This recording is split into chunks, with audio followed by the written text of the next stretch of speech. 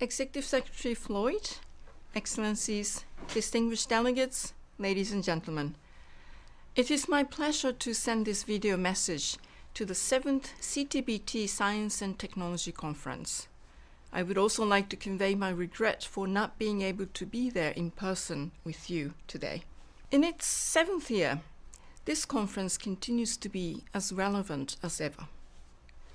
Every passing day, we hear about a new development in the science and technology field that impacts our daily lives and the functionings of our societies. We're in the middle of a technological revolution, one taking place not only in a single area, but in multiple spheres. Artificial intelligence, the Internet of Things, quantum technologies, digital technologies, new sensors technologies, and additive manufacturing, to name just a few. These technologies and many others, individually and collectively, have the power to shape the world positively. Rapid advances in science and technology are contributing to human development and serve as key enablers for the 2030 Agenda for Sustainable Development. They have the potential to be used in support of conflict prevention, peace building, and the promotion of inclusive and human-centered approaches.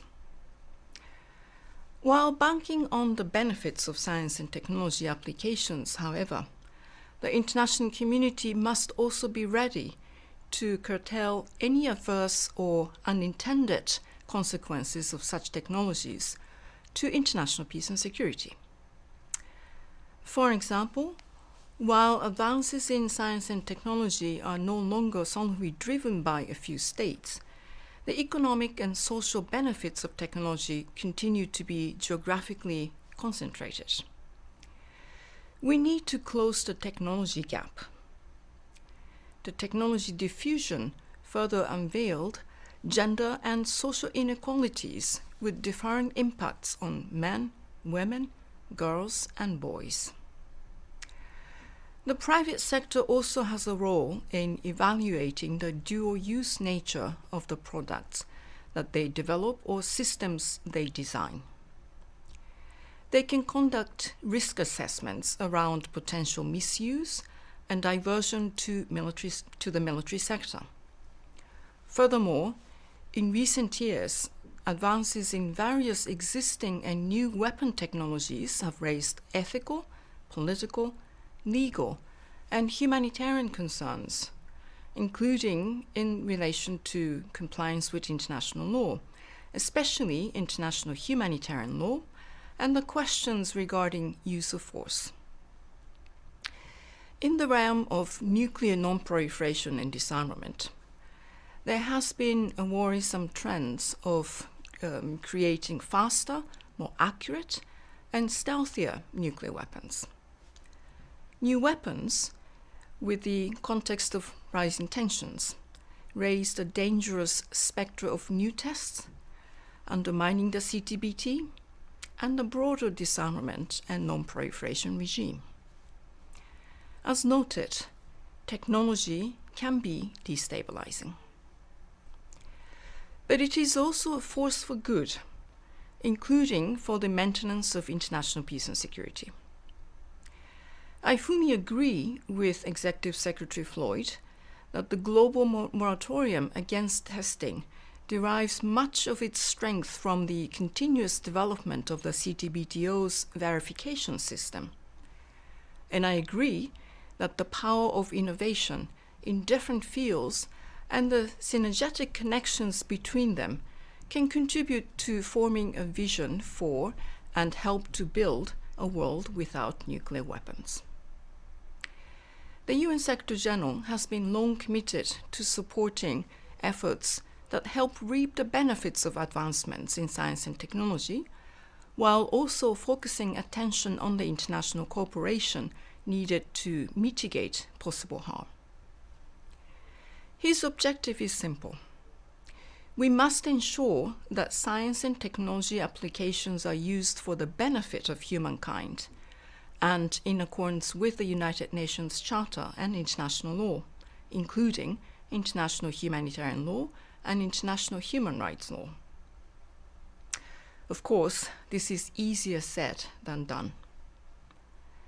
This conference serves as a valuable opportunity for representatives from different fields to engage one another and exchange experiences and practices to improve verification capabilities and promote their role in strengthening the treaty and supporting national needs.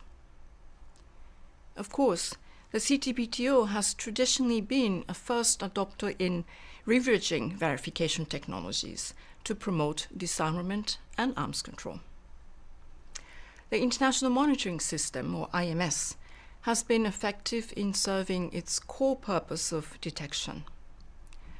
The vast data generated by the IMS also contributes to other areas that can benefit humanity, including tsunami warnings, radiological emergency response, and natural disaster risk reduction through the innovation and integration of systems.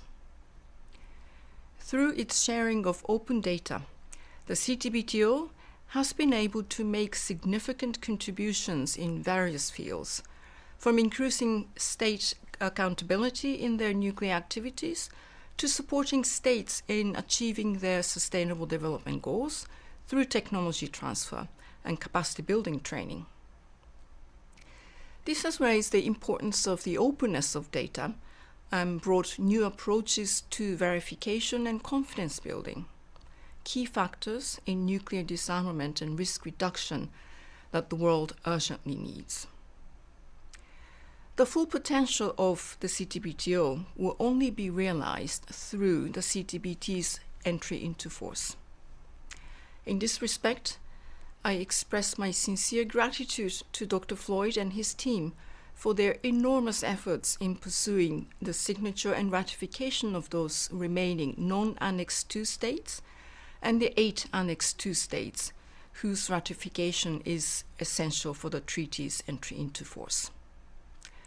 Thanks to such tireless endeavors, 5 countries have newly ratified the treaty since June 2022, moving the treaty closer to universalization. The CTBT has been instrumental in upholding the norm against explosive nuclear testing, and it is now difficult to imagine a world without the treaty's normative pillar. The continued reinforcement of this norm will rely on our ability to exploit advances in science and technology to make greater contributions to nuclear disarmament and non-proliferation. I look forward to the fruits of your discussions and to leveraging collective expertise and knowledge of the scientific, technical, academic, and policymaking communities. I thank you very much for your attention.